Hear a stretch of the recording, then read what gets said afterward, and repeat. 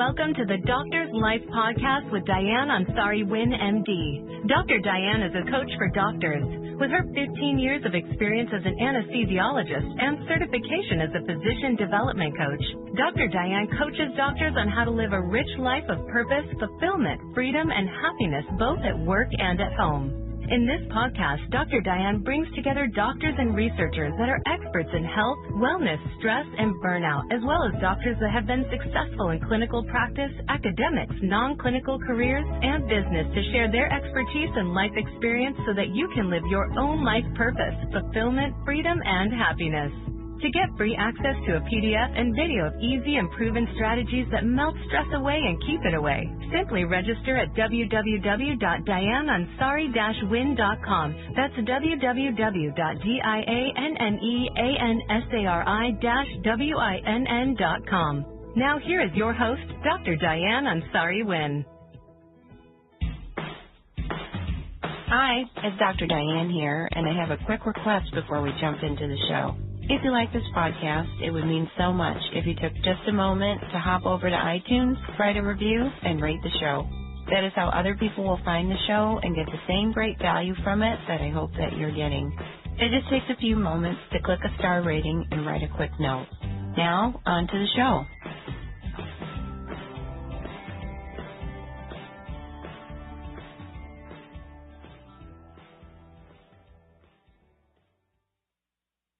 Well, hey, everybody. Welcome to the Doctor's Life Podcast. Today's episode is about recovering from burnout through fitness and nutrition. Today, we're talking with Dr. Charmaine Gregory, a nocturnist ER doc. She's at St. Joseph Mercy Ann Arbor Hospital. It's a very busy community academic center, and she's been there for the last 12 years. She's wife to an amazing entrepreneurial scientist, and she's a mother to 3 vivacious cherubs. Her passion outside of family medicine is fitness and wellness, and she pursues this through virtual fitness coaching, teaching group fitness classes, and wellness coaching and consulting. And what led to that was she suffered from burnout and recovered from burnout. She's going to share the lessons that she learned from her experiences. Welcome, Dr. Gregory. Thank you so much. I appreciate it. It's so great to have you. So, Dr. Gregory, as we always do, we always start with our journey into medicine. How did you come to be where you are now? It's one of those things where you say you want to be something when you're 8 years old, and it actually ended up happening. I grew up in Jamaica, and basically I decided after having a very positive encounter with my pediatrician that this was what I wanted to do for the rest of my life. I didn't specifically think that it would be pediatrics, but I just knew that I wanted to be a physician. My mom believed in the dream, and basically we ended up coming to the States because she thought that there was a greater opportunity for me to pursue the dream that I had as a child. And so, yeah, it's pretty amazing. Like, I am extremely indebted to her and for her vision and her faith and how she just believed that an 8-year-old child can actually stick to something and into adulthood. So I ended up going to medical school, and during medical school, I had every intention of being, at that time, much like a real-life Dr. Scarpetta. She's a fictional character from Patricia Cornwell's novels, who happens to be a forensic pathologist. Right. I love those books. I love those books too. It's crazy how it influenced me. I then had a encounter with the Erie County coroner, who most graciously stated that I am much too social and have much more warmth to give than would be benefited from being a forensic pathologist. So then my eyes were open to more choices, and I ended up fortuitously being involved in a preclinical type of course where you go into the clinic and you interview patients and learn the basics of interviewing and physical exam skill, and it happened to be in the emergency department, and I just totally fell in love with the ED and the variety of pathology and the lack of the need or a long attention span, which is a perfect fit for me. And so, third year, I gave everything a chance. I figured that, again, didn't want to have that early closure bias going. Right. But nothing called me like emergency medicine did. I liked everything, but I just couldn't see myself doing those things for the rest of my life. And I was blessed to be able to get into a residency program. I have been practicing now for the last 12 years, a decision that I do not regret. I am learning every single day that I work, and I have gotten a renewed perspective with everything that I go through and have gone through and all the experiences that I encounter through my patients. And so that has led me to today, and I love to teach the resident doctors that come through our facility. And I find that emergency medicine has been very rewarding in a lot of ways in the ability for a lifestyle that I otherwise probably would not have been able to maintain. And it has also taught me through the tough times as well, which is what we'll talk about, I guess, a little bit more, which is the whole burnout and how that came about. Right. But that's my story about how I got here. That's an amazing story, especially the part about you actually picking up stakes with your mom, moving to the United States to pursue a dream of pursuing medicine. That is dedication for sure. We should give a little shout out to Mom. I know. Thank you, Charmaine. Mom is amazing. That's Mom is amazing. That's fantastic. So when we met, you told me about how you became burnout and recovered from burnout. I basically ended up having what was amazing blessings, but we had 3 children in the span of 4 years, essentially. I tried my very best during each of the pregnancies to stay healthy and pay attention to my health and wellness, and things were going pretty well until after my 3rd pregnancy, and her delivery was fabulous, and, the pregnancy itself was great. I definitely would have to say that I probably was in the very best shape of all the pregnancies with her. I ran a 5K when I was 27 weeks, and and I was heavy lifting up until a couple of days before she was born. And then the crazy part is, and I'm kind of embarrassed about this because, this is a testament to how ridiculous we are as physicians. I literally went to work the night before she was born, and I worked an entire shift despite the fact that I was having contractions, and I would just basically take a break in between patients and breathe through the contractions. And then at the end of my shift, I went upstairs to labor and delivery, and she was born shortly thereafter. So, it's Oh my. It's insane. It's not right. But this is the situation. And so I thought everything was all good. And so I figured this has been great. I'm going to get back to everything. And I started running 5Ks again. And I did that with a not so great amount of training, which is probably not the wisest move on my part, and ended up injuring my right knee. And this injury was a very cryptic one because I ended up having multiple DVU scans looking for clots, and I had my knee tapped on numerous occasions by the orthopedic doctor, and I had an MRI, which basically was no diagnosis. And then ultimately, because now we're going into 12-month point came, and there was still no resolution in this problem. I went to the operating room, and it was then that I found out that I actually had lots of debris in my knee, and I also had a torn meniscus. So he cleaned it up. By this time, as you can well imagine, there was a huge decline in my health and wellness because I was unable to do any of the movements that I was doing previously to allow for the coursing of endorphins to keep me balanced. Then I was looking at a right side that was half the size of the left thigh and markedly limited range of motion at the knee joint on the right. So that was the first thing. So then the second thing was, as a consequence of not being able to move and not having those endorphin surges, I started to grow in the midsection. Oh, yeah. Yeah. So I was giving a talk to the residents, and I went to put on my suit, and that was a no-go. And so I basically was very disheartened by that. And so at the same time, though, there were some other things that were occurring, and one of them was I was really doing a lot. I was picking up more shifts at other sites and doing all these things for the company in a desire to progress in my career, but I still wasn't completely certain about where that direction actually was going. So, you know, it was like a combination of things that just really started to wear on me. And it was very insidious how it all happened because I didn't see the signs of burnout in and of itself. I really just thought everything was fine. So what kind of brought me to the realization of the fact that I was burnt out was that and this is just totally surreptitious, but so our children are homeschooled and we have a couple of groups that we're involved in, and one of the moms from one of the groups, we'd become pretty close friends, and she invited me to join one of her fitness groups, and I said, okay, why not? And my clothes are fitting, I might as well do something. Right. So, you know, January comes, and you know how January is. Everybody wants to have a New Year's resolution that includes health and wellness, so I was no different from that. And so I jumped in on this accountability group that she was hosting, and I loved it. I loved the fact that I could work out in my house.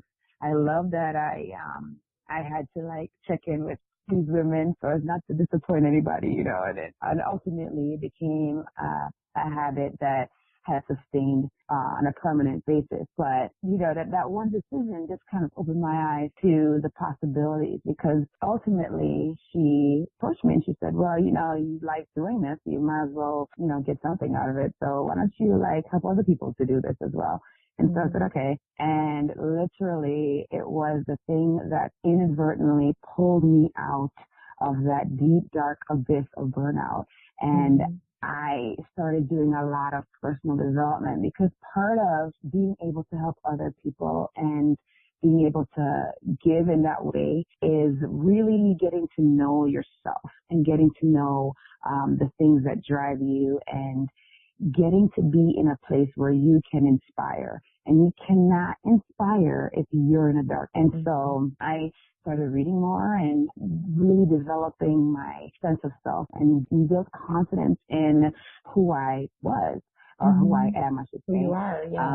And it's not that I was not a confident person. Obviously, you have to have some level of confidence in order to be a physician. But, you know, we are human, and there is definitely an opportunity, time when we might be at a low, and that was where I was. And so I was doing this, I was giving of myself, and everything just totally transformed. Wow. The career just basically changed immediately. Well, I wouldn't say immediately, probably after about a year or so.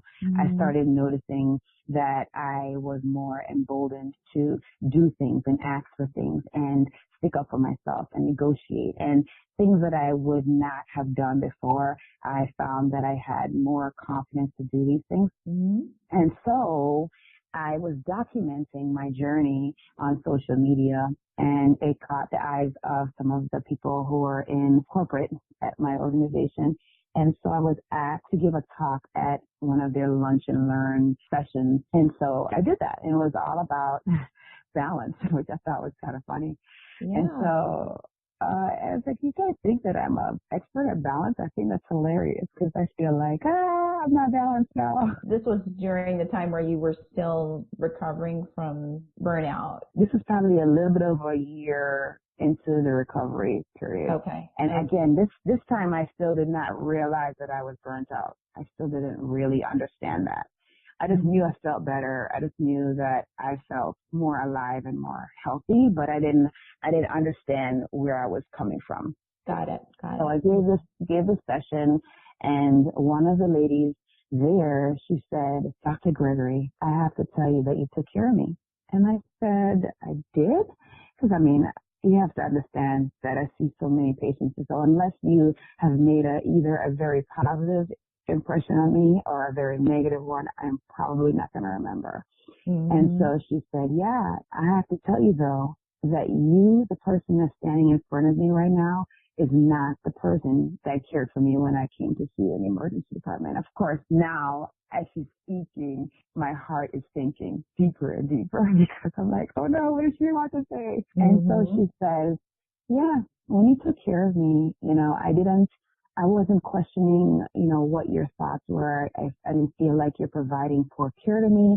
But let me tell you, you were so mean. Said that when we had our bedside rounds, because we do bedside rounds when we're doing our change of shift, and your colleague came in, and your colleague was introduced as the person taking over my care, I have to tell you that I breathed a sigh of relief. And when she said those words, I was devastated. So it was like right before I started on my journey to recover and reclaim my self-help. I was so appreciative, though, that she was honest with me and that she said that, because I would not have otherwise gotten that feedback. So I apologize. I got an opportunity to apologize, which, that's pretty rare for us to get that opportunity to apologize to a patient for what is conceived as a wrong to them. Obviously not a cognitive wrong, but a wrong, an emotional wrong. There's really no excuse for me to be mean to patients. I mean, that's just not part of our calling to care for people. I got to apologize to her, which was very cathartic and very amazing for me. And then I got that feedback, which I immediately internalized and started to break down, analyze, like, what is going on? What is this? Then I started to reflect on that time. And then that was when I realized that it was really because I was burnt out. And I remember I would have a lot of difficulty. So typically what I do before I go to work is I will go to bed at 9 p.m. and I will have my alarm go off at 10:15 sometimes, in order for me to get up and then get ready to go to work for 11 p.m. There were so many when I would almost want to throw the alarm clock across the room, and I would literally talk myself up to getting up out of the bed. Like I had no desire to get up out of the bed. I had no desire to get out of the car once I got to the parking lot of the hospital. I would literally sit there gripping the steering wheel, white knuckled, saying, you got to get out, Charmaine. You got to go in there. You got to take care of people. Like, you got to do this. And that's just not healthy. That is just not right. And those were like the little signs of burnout that I totally missed. I hear what you're saying. And then your family sees it. Your family, my husband was like, you're just a, I can't say this word, but you're not very easy to be around. Right, exactly. It's like, you're just not very tolerable right now.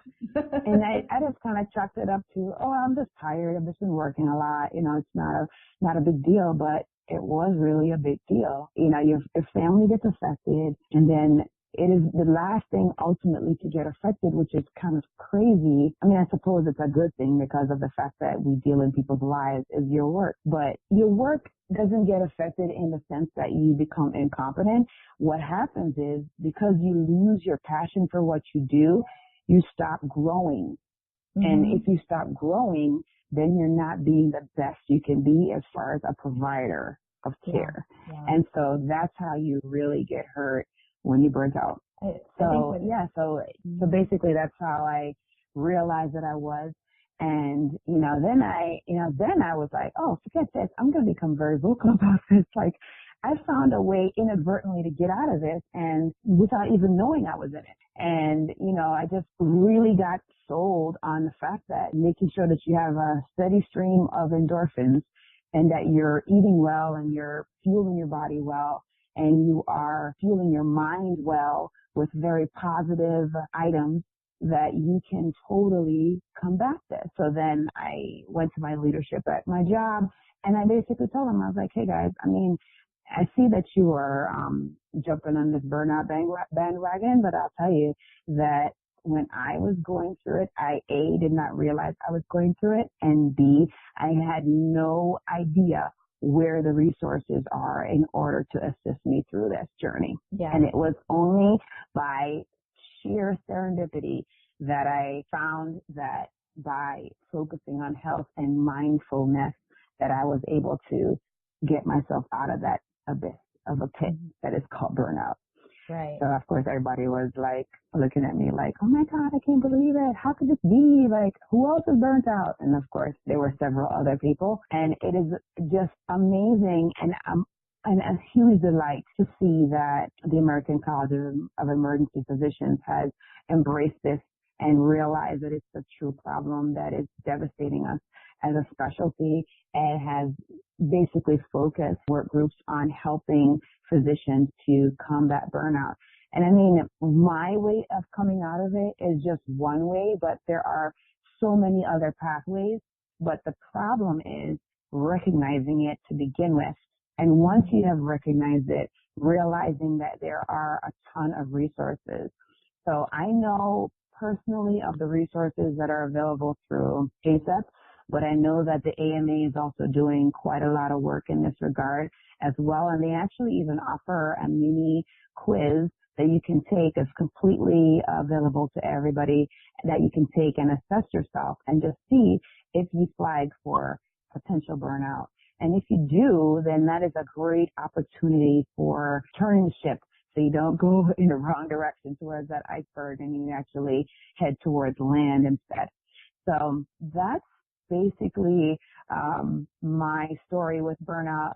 The other positive thing that did come out of this is that because I started focusing on mindfulness and developing my personal self as well as my physical self, I ended up forming a company, and I ended up making some alliances that have been very, very beneficial to my clients as well as those that I encounter through social media.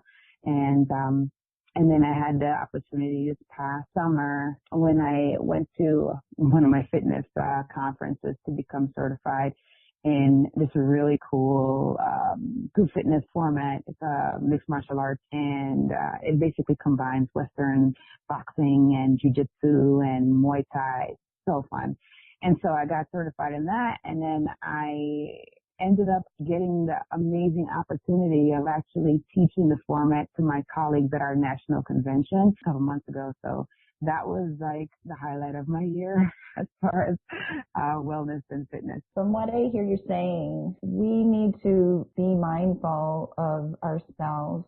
Sometimes it's hard to see where burnout is starting to seep in. I think in part because as physicians, we develop a relatively high pain tolerance in a sense. You know, I recall telling a friend of mine just recently that I would cry on my way to work when I was burned out.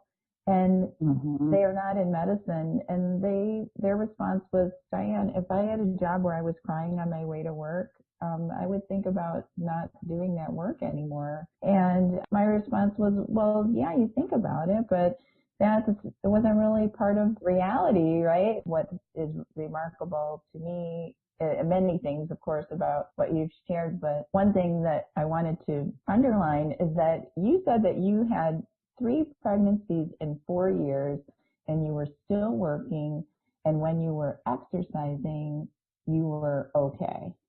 And then when you weren't able to keep up with the exercise because of your knee injury, that was when things started to just insidious, like you said, it kind of starts to happen. You start to notice, you get a little more snappy, you chalk it up to being tired, or that things have gotten busier at work, etc. You know, for the audience, those are the signs of burnout. Let's be clear.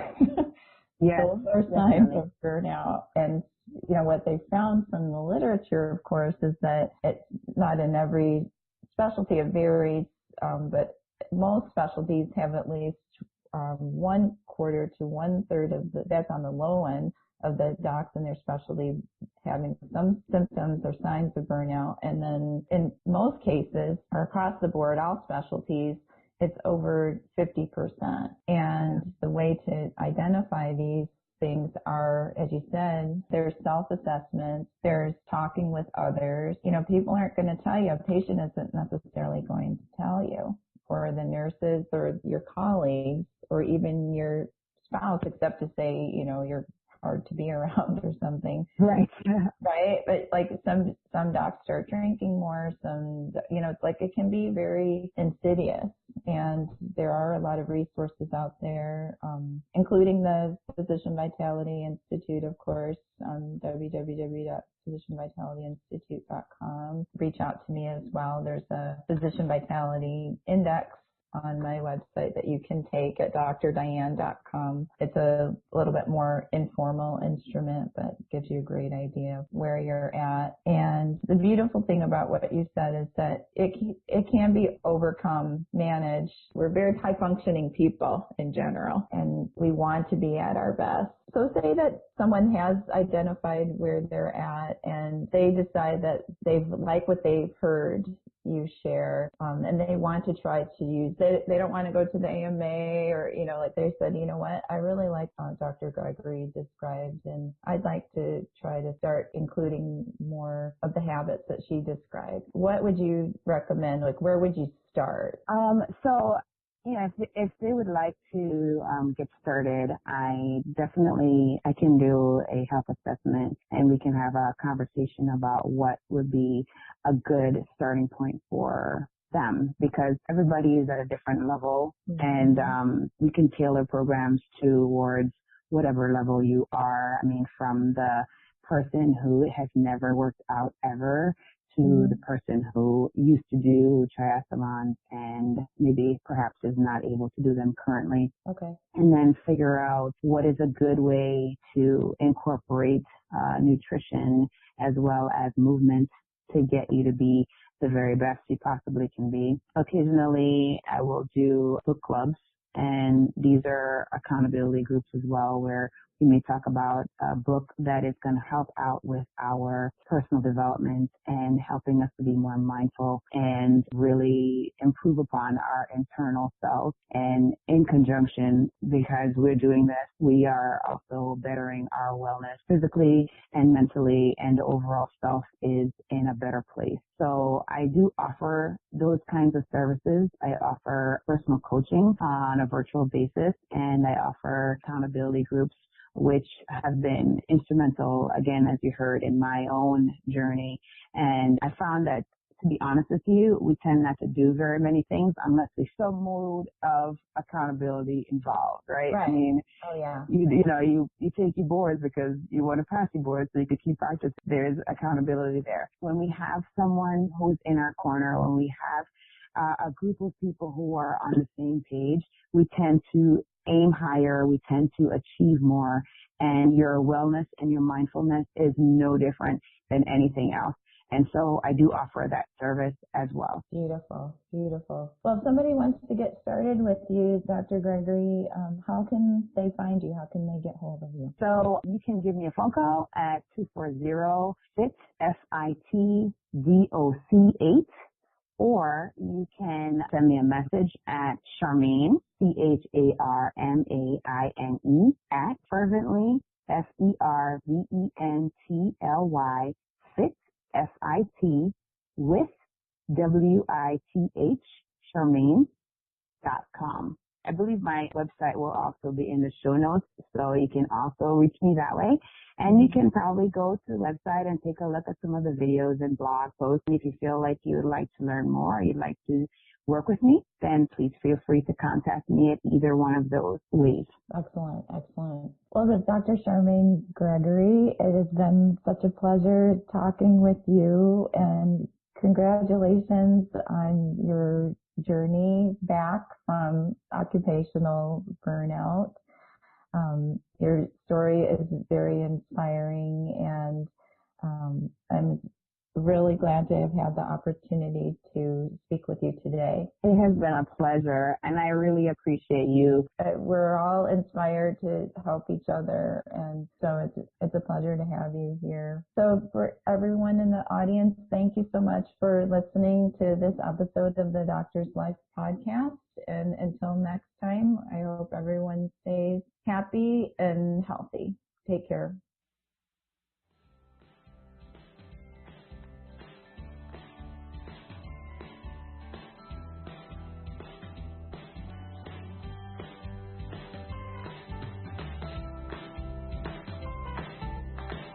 You've been listening to the Doctor's Life Podcast with Diane Ansari-Winn, MD.